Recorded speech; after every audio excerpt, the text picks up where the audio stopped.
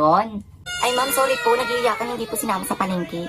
Rowena, palabasin mo muna kaya yung mga pamangkin mo para makapag-start tayo. Kasi mahalaga tong ituturo ko sa inyo.